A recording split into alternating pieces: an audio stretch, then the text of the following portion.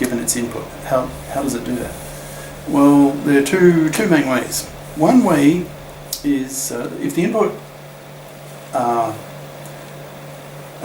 particularly if the input are numbers, one way is that the function calculates, uses math to find the output.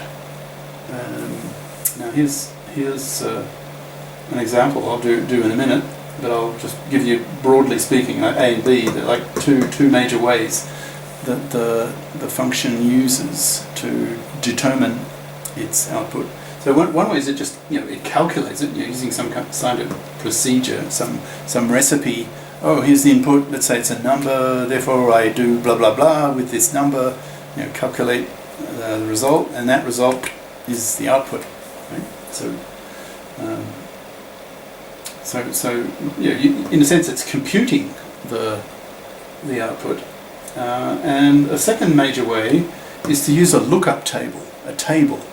So the function, in a sense, imagine some little gremlin inside the black box, and this gremlin looks at the input coming in and then consults a lookup table, LUT, and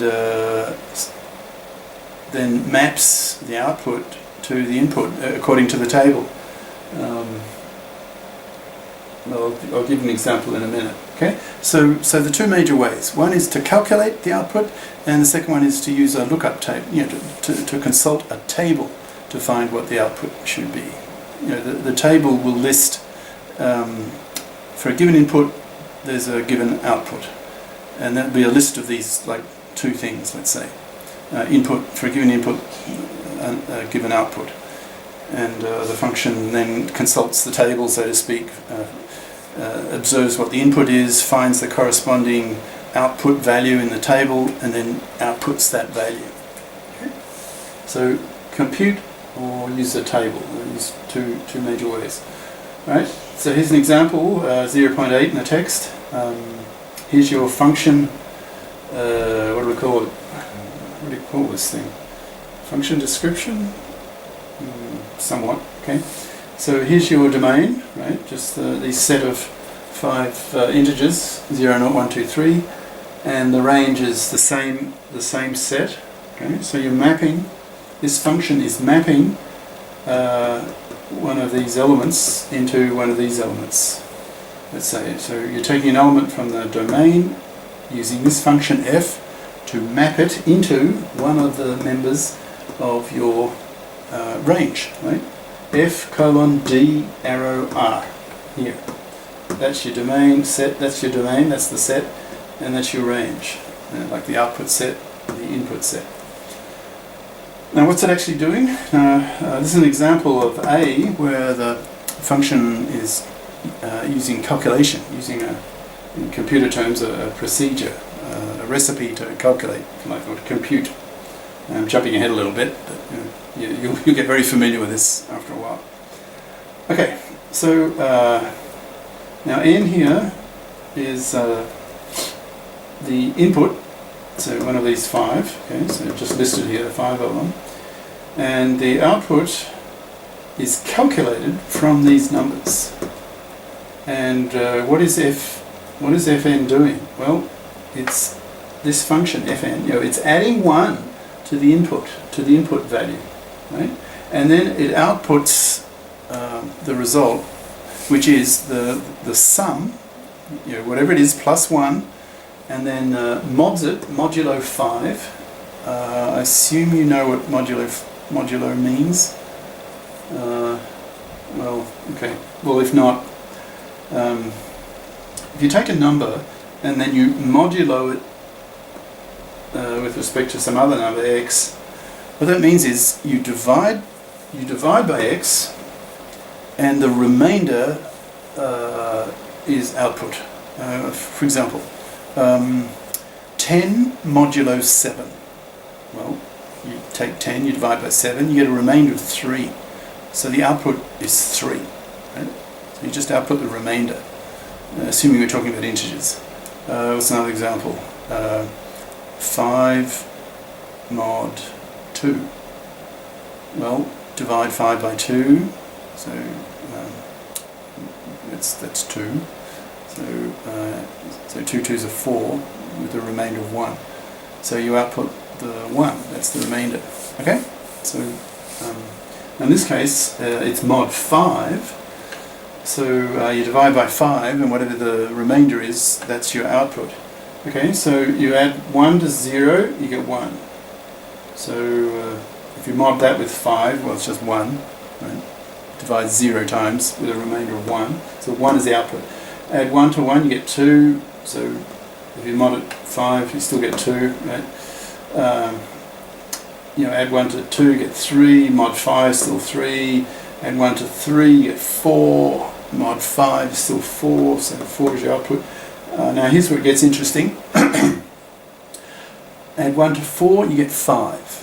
Mod 5, well, you can divide 5 by 5. The answer is 1.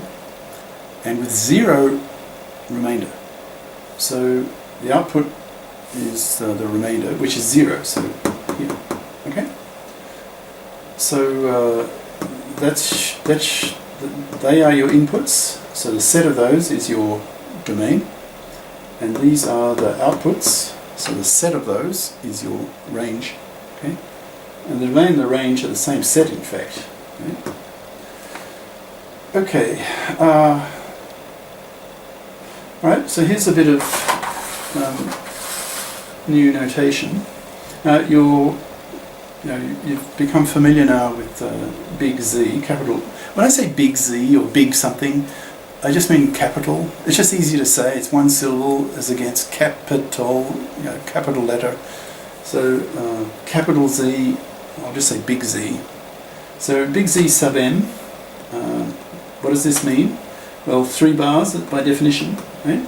Now it's now big Z, so it's got something to do with the integers, set of integers. Okay, but what's this little m down here? What's that doing? Well, by definition, 3 bars.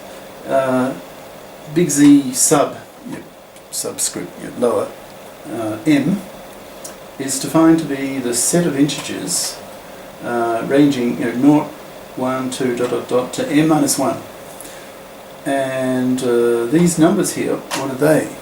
Well, they are the set of numbers that you get by modding any integer by positive integer, any positive integer by any non-negative integer mod m.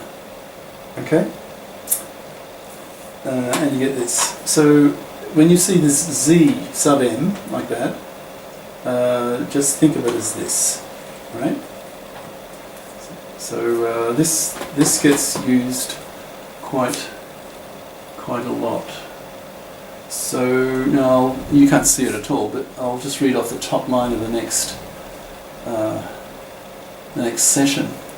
But we can rewrite this now. So using this terminology. So this would be rewritten as f colon z sub 5. Makes sense? What is if m here is 5, well then you get 0, 1, 2, 3, 4. 0, 1, 2, 3, 4. And same here. So you have n colon z5 arrow z5. Follow that? Okay. Well, I have to change the camera angle, shift the dining room table, and various other things.